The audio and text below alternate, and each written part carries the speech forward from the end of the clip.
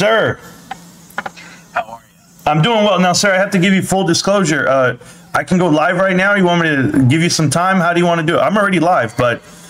Yeah, no, I can go live, but it won't show my phone number, right? Yeah, no, it's okay. It doesn't even... yeah, I have it now.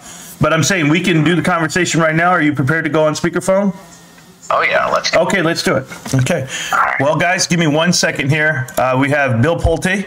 Am I saying that right? Pulte? How's it going? Yeah. Pulte, like you're pulling a T out of the ground, you know, wow. like golf. Yes, sir. Pulte, Bill Pulte. First, I just want to say, sir, good morning. Welcome to Marantz Rantz. Plenty of good information, a little bit of motivation, a whole lot of truth, no financial advice. It's all of us. We're a pretty good eclectic group here. Let me give you just the headliner for everyone else who doesn't know out there. From what I know, Bill, I started paying attention to you about 14 months ago. I believe the date was April 10th or 11th that you bought into GameStop and or wrote about it or asked a question on Twitter. You said, what's going on with GameStop? Can anyone tell me about it? Am I correct on that? Was that like 14 months ago? I mean, it sounds right, something around there. Sure. So I saw you writing out to, you were writing out to Ryan Cohen, and you were saying, BCG and, private equity itself and consultants, overpriced consultants. These are all things that tear companies apart from within. And I have a whole series that highlights that. So I was like, well, this is a good guy for the whole community to see. But I have a question for you.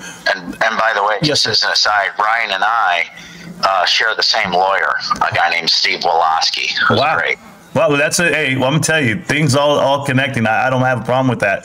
But yeah, and that's kind of an exclusive. I mean, I haven't really confirmed that publicly. It's like, yeah, I share the same lawyer, as I understand it.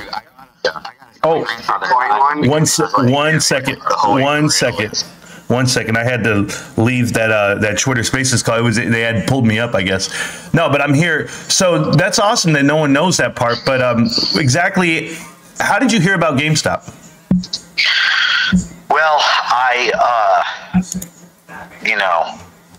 without going into what I talked with my attorneys about, I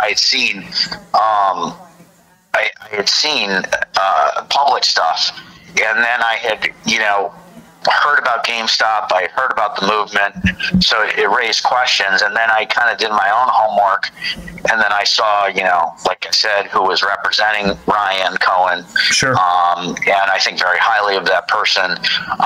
So this is not, in other words, this whole narrative that everybody tried to make about Ryan Cohen, in my opinion, was very much not the same, opinion that I came to just based on who he was associating with himself. I mean, this is a guy who founded a business, grew a business, and, on top of it had, professional advisors like this attorney, for example, that I mentioned. And so, That's awesome. This is not a stupid guy. This is a smart guy. This is a real winner. And, I think that so much of the mainstream media and so much of what's wrong with our culture is that we don't talk to people anymore. And instead of, talking to people, or instead of, giving the alternative viewpoint, so often it just, it's just what the mainstream wants to jam down our throats. And I saw that was what was happening, in my opinion, with Ryan. It's awesome. So let me ask you, did you watch the Meme King thing last night on CNBC? No, I haven't seen it yet. Okay. What was it? I heard it was going to be a hit piece or something. It was just, trying to push down the narrative that Ryan Cohen essentially got lucky with Chewy, and he's been unsuccessful, since that date. And I just don't think people really understand what it takes to really pivot, transition a company from where it was headed, where it can go, and how to push out private equity. It's almost impossible. And what's happened with GameStop, us retail investors, I have a small pocket of the internet that come around, we all join up and we watch. But as somebody on your level where you actually have access to other information or people, just people in general, because I always use the term, you are who you surround yourself with. So you saying Ryan Cohen and who he associates himself with really tells you a lot about him. You're privy to that information. Some of us, we're just like, watching from afar saying we like games, we like gaming. So I'm curious, do you even game, or are you just like, hey, I like what Ryan's doing? I do game. I played Counter-Strike growing up. I played a lot of other games. Counter-Strike was my favorite, to be honest. But, not only had I heard through my circles or done my own homework, my own DD, so to speak. But you're right. When I started tweeting about it, I started realizing, okay, there are other people who share kind of the same view as me. And then I'll tell you, I view it as kind of a contraindicator. Is sometimes it's like if somebody says something, it's like, okay, well, you want to go do that because they said not to do it. And I had a big hedge fund tell me, oh no, you don't want to go anywhere near that GameStop, blah blah blah. And that to me was a very big red flag. Absolutely. And so I said to myself, okay, maybe there's something really going on here. So it was just a collection of everything, but it was really the GameStop community too that's allowed me to get, more confident in leaning in on this, and the viral nature too of GameStop. Because I think there's the Wall Street angle, like you're alluding to, but then I think there's the day-to-day business that I think is also pretty exciting. Absolutely. With all the announcements they do, that just leaves runway for people to actually get in and see how far this can go. So, and I'm talking about fundamentally. So that's why I'm excited. But I saw that you DRS'd your shares, or that yes. You were getting a heads up on that. So was that experience, did that take a while for you? Were you upset with this, how that all worked out for you? Yeah, that was painful. I think there's like either speed or friction in this life, right? And like it just seems like there's so much friction to DRS, and it's like, okay, well, why would that be? And I don't think that's an accident, to be honest with you. So I think a lot of work needs to be done to make that speed up and whatnot, especially if you're to mainstream. And I think it's only a matter of time. It's just a matter of like, okay, on what time series, how quickly can that happen? Right. Well, that's commendable. I get where you're coming from on that. But you speak from experience. But let me ask you a different question, Bill, because I don't. Ask me some critical ones, because I know you're somewhat critical of me. No, so. Well, not somewhat critical. It's I use the word skeptical. Right. So, and you should be skeptical. Yeah. Well, here's the thing. And I'm a man just like you. I mean, I give you my phone number off jump. I'm not afraid to talk to an individual anywhere who thinks like me or against me. The conversations we have, and this is like, it's not debate worthy. In debates, the one who loses is the one who learns something.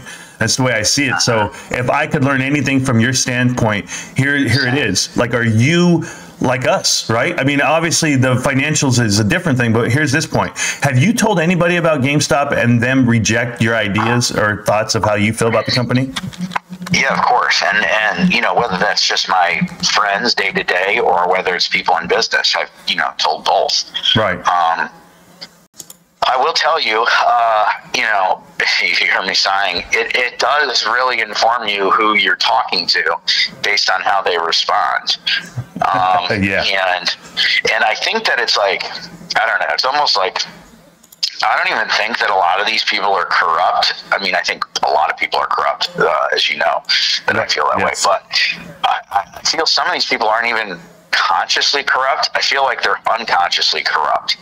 And that's what's been so revealing about this has been, you can almost see, a visceral reaction right away when you kind of bring this whole thing up to people. At least that's, I don't know if you've well, it's instant. It's instant. It happens instantly. It's like they either go one way or the other. And then, so the hit piece last night, just so you're aware, what they put out there was, and I'm going to watch it. Is basically you can't trust the guy and you're going to get rug pulled. At this point, if you got rug pulled or let's just put it in different context, because you're paying attention to earnings today, are you not? Of course. That's why I want to come on and see what your thoughts were on. Yeah, sure. Well, I've put out video after video about the earnings, how I feel it should be in our favor. Wall Street projects we're going to lose $36 million for the quarter, which is not necessarily a loss considering last year we lost in the same net quarter $160 million, right? $157 million. So we would be it would be a flip of around $120 million in the right direction if we did come into Wall Street projections. But I feel like we can come out positive. It's just me. I got us like 12 cents per share. By the way, if he starts to get, and I think I saw some of your content that said this, if he starts to get, and I've said this publicly too before, but it's, I get goosebumps even thinking about it now. It's like, if he could have 1, 2, 3, 4 quarters of profitability, he'll be able to shut these people up faster than, I mean, it would just be, it would be incredible. But I don't know. I don't know if he could shut him up, because I think at that point the guys who are against. He could, but I'm saying he would. It'd make their jobs a lot harder. You know? Absolutely. So I have a whole separate question, because I know people expect me to ask these hard questions. So I'm going to come. Sure. Why? Whatever the hell you want. Yes, sir. Yeah. Bill, the question is, why do you feel the need to speak with AMC investors and Bed Bath & Beyond investors? Because a lot of us who are in GameStop are not the I hold both crowd. We're solely on one side of the table. I know that I'm not trying to draw a line in the sand here. I'm just asking, was it that you were curious, and or are you just wondering how they're being affected? How does it work for you? Well, in my mind, at least in my brain, I always think like, am I absorbing or am I getting 100% of the information? I try as much as humanly possible to think there's no good and there's no bad, but it's just information. And so, when I look at, and I don't care what ticker it is, or when I look at whatever somebody's presenting to me, right, I try to say, okay, let me absorb as much of this information as possible. Sure. And, that's kind of how I viewed the AMC thing. And, I have to be honest, I don't know if it was like negative bots against AMC or something, or what was going on. Nothing would surprise me these days, but the amount of negativity that I got just for asking questions about information, I still haven't made much sense of it. And it's hard, because when I did that, if I was just some random account, it wouldn't even have been a big deal. It'd just be like some regular dude, which I am, just saying, hey, what's the deal with this? Absolutely. Like, can somebody give me some information? And next thing you know, it's like I got a war on my hands between, all these different people, and people assuming and assigning, what my, intent was. And I was legitimately just trying to understand what the hell's going on.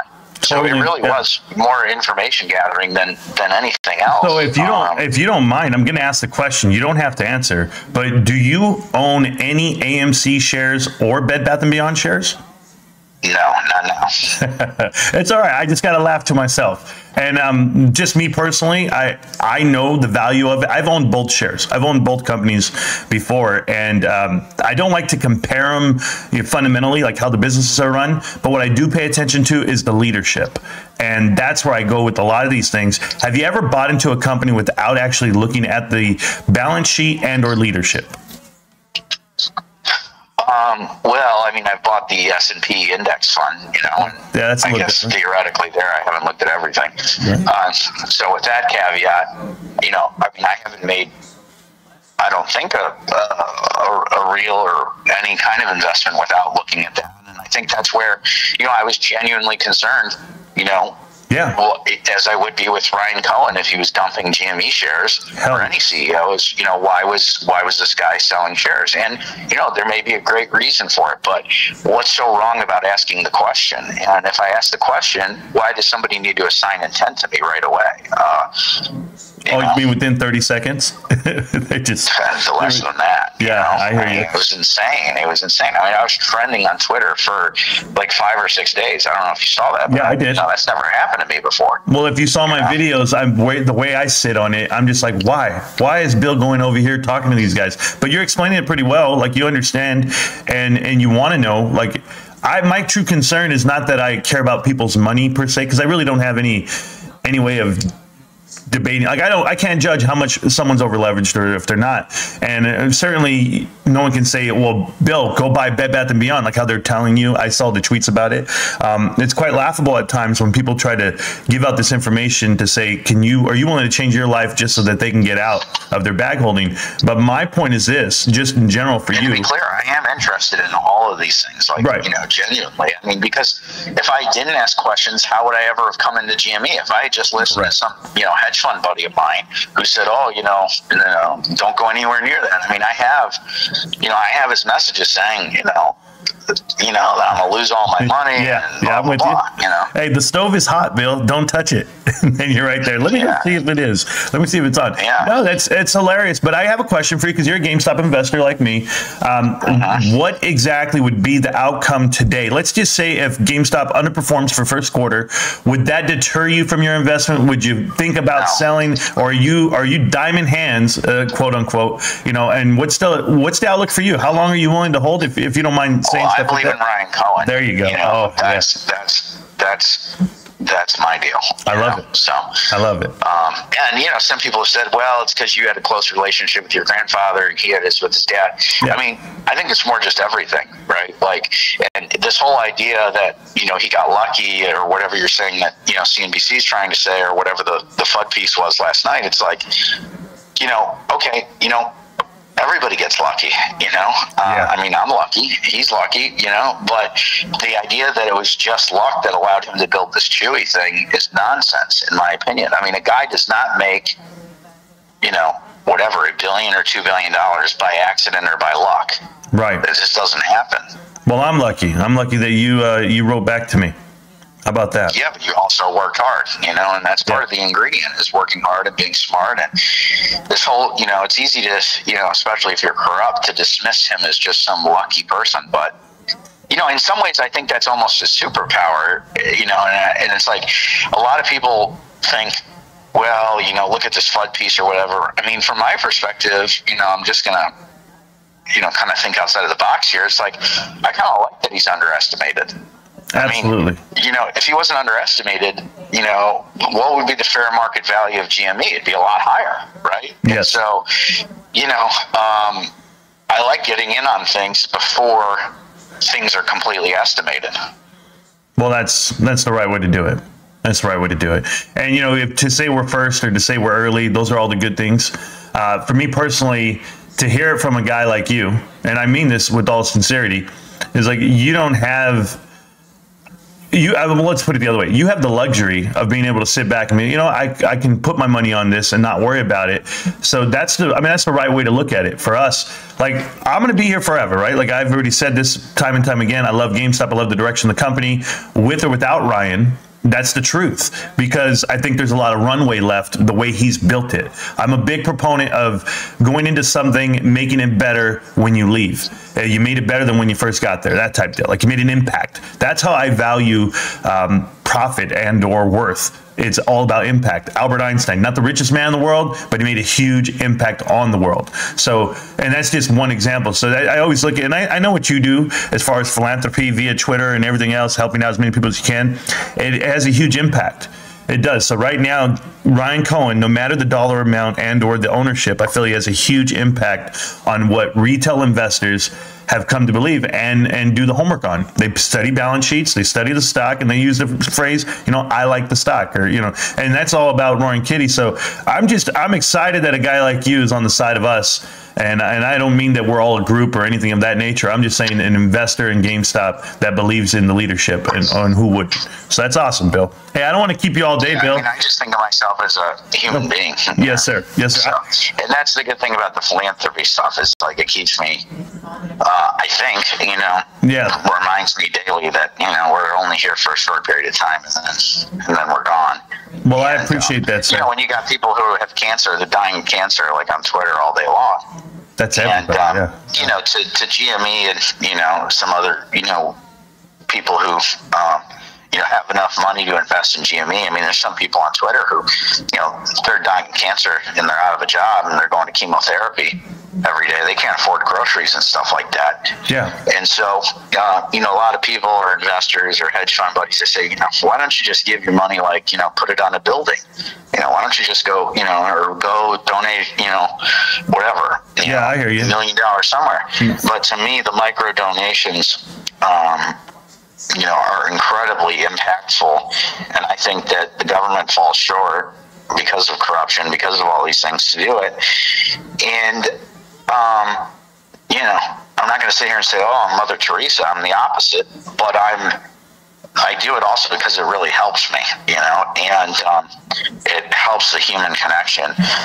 And I see this thing with GameStop, and I see how they restricted, the buying and selling and stuff. And to me, it's like every human being has dignity. And it's like, if you have these hedge funds or you have other people throttling, what human beings can do with their money, to me, it's a human dignity question.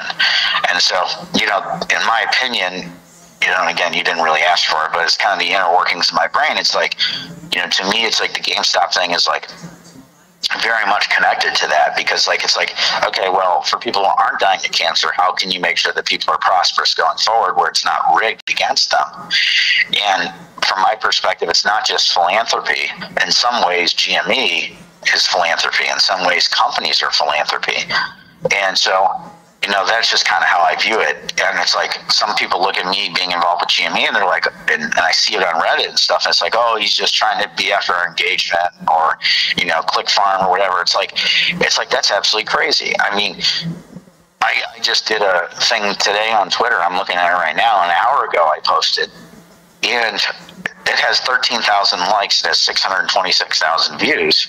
When I posted about GameStop, it's a fraction of that engagement. So this whole, so this whole idea that, that I would be doing it for whatever, it's like, if I really wanted to do that, I just wouldn't even talk about GameStop. So anyway, it's more than you wanted to know. No. That's exactly what we want to know. This stuff. If you don't communicate it, nobody knows. So let me tell you this, though, Bill, because that kind of draws to the question that I'm going to have next here. First, just so you're aware, I did no promo about your interview other than to tell the guys who are watching the channel, hey, Bill might come around or he might not. I wasn't going to lose sleep because you're so hard to get a hold of going to Taylor Swift concerts, you lucky man. But no, it's a good life to have. But here's the thing, and this is a very good, brilliant businesswoman. Yes, sir. She's very smart about it. But here's the question coming from the chat right now. It says, why do you feel, or why do you think big name individuals, people with huge followings, are reluctant to speak up about market corruption and or even GameStop in general? Why do you think that is? Because a lot of them are in on it. So you're just completely on the Boy Scout side. I mean, I'm good with that. I am, because that just. I mean, look at BCG. It's like, well, it's like the question is like, and they didn't do a good job with my family company, as you know. I've heard. Oh yeah. Pretty vocal about, but it's like, is BCG going to come out and say, that they've been, clocking these companies for a lot of money? In my opinion, I don't think they're going to do that. So, I just think that so much of everything is on incentives, right? And the incentives are wrong. And that's where I think, DRSing, it's like, if we can't do the incentives and can't change people's, hearts and minds to not do bad behavior, we can at least change the incentives. And it makes it very hard for for them to have an incentive if they don't have custody of our shares. Correct. No, I hear you. I DRS some shares of mine, not much, only because it's not that I'm against anything or not. There's a preference for a lot of people on how they trade and what accounts they keep them in.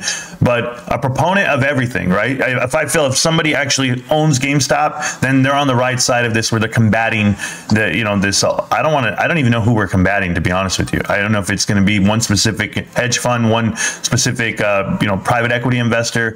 It's so hard to tell you who you're actually fighting, but I would just say good and evil. That's the way I feel about it at times. So I'm just happy that you're on the good guy side. I think that's right. Honestly, Bill, I think that's only getting worse. The good versus the evil fight. Somebody says my cousin is on the marching band. Ask him about Notre Dame. I have no idea what that's about. But a lot of these. I don't know. My family donated a lot of money to Notre Dame. Oh, I had no idea. My dad went to Notre Dame. That's awesome. A lot of my siblings did. So. Yeah. Oh, okay. Then that's probably why these guys probably know more about you than I do. But I will tell you this, Bill. You've won a lot of people over right now. A lot, and there's not a lot of people here just yet, but there will be throughout the day, because I go live for like 8 hours, whatever it may be. But I just want to thank you for opening up the show with me today, giving us your time. You're a real person, and you really own GameStop. And I stand corrected on any assumptions that I had or precautions that I had as into your motives. You're legit. Well, I really appreciate you having me, and I can see talent from afar, and I saw that you had talent as to how you did it, even how your setup was with the American flag and everything. So I said, well, that's a guy that maybe it's just a matter of communicating and having information. And we're in this digital world where you just assume the worst of everybody. So it's just like, what the hell? Pick up the phone and I'll call you. So yes, sir. That's what we did. So happy to come back on too. And okay, I appreciate that. Appreciate you having me. All right. Well, good luck out there. Avoid the landmines that are other companies. If it's out there, I'm not against every company. I'm really not. It's just the ones that private equity has taken over. But thank you, Bill. Like I said, we need more people. We need more people on our team. And, yes, sir. The reality is, for whatever reason, some people see things differently, and so we gotta try to educate them on, I think, on what we're doing and find common ground where we can. Because when you talk about you don't know what the enemy is, I mean, I'll tell you the incentives for the enemy are incredibly powerful. I mean, in my opinion, you're talking about billions, if not trillions of dollars that is tied up in this thing. And so it's like, that's where I just shaking my head when I'm like, and I'm all for, that's why I asked the question, why is this guy selling shares? The American guy. But it's like, to just dismiss anybody who supports AMC, and I guess this is where I was going, it's like, to me, that comes from an understanding or a lack of understanding about the incentives and the significant power of the incentives that the enemy has. I mean, it's like we don't even know. But one thing we do know is it's at least billions or trillions of dollars, and with that kind of stuff, I mean, that's a lot of money. That's a lot of corruption. That's a lot of incentives that are working against us. So, it's like, that's why I, I'm not dismissive of the people not immediately dismissive of the people who support AMC. Right. Maybe they're just uninformed. I get it. Or don't know how to navigate. Or they don't have certain information, or they have other information that we need to listen to. That's where I'm. Well, I've had these conversations. If I didn't do that, then I never would have. Then I never would have gotten into GME. I would have just listened to some hedge fund guy tell me, whatever. Right. Well, I'm just happy you watched the videos I sent to you, the two I sent. I did that out of the clear blue because of two viewers of mine. One's here right now, DB. I don't know if DRS GME is here, but the guy DB in the chat, I don't know if it's a guy or girl, but he said to me, because you were out there talking on Twitter, and he goes, I think you really need to go over there and talk to Bill. And I was like, man, if he wants to talk to AMC, he can do it on his own. I don't want to be involved in, because I had all this information for 2 years, right? And he goes, no, Marantz, it's not your job. Your job is to get out there and give out the information and let people make their decisions. So that's when I decided to write you.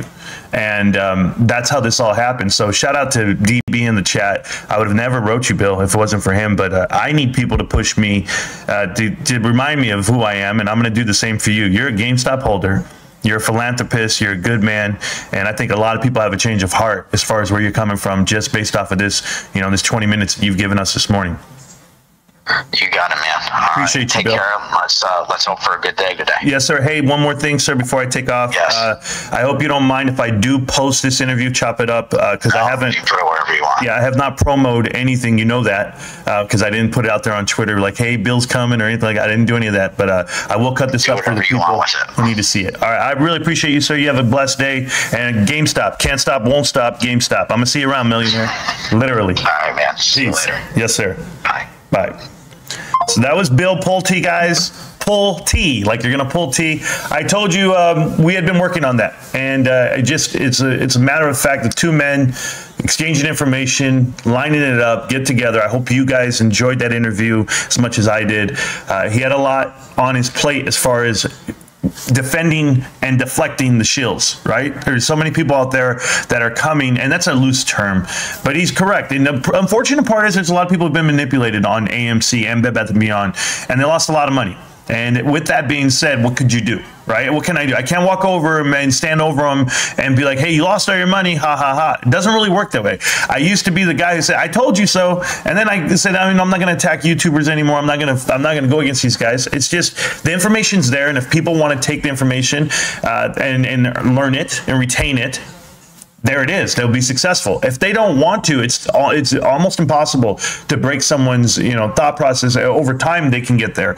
But hopefully, the interview with Bill will go far, where people will see exactly where he's coming from. Because when you give him the mic, he has the chance to explain himself.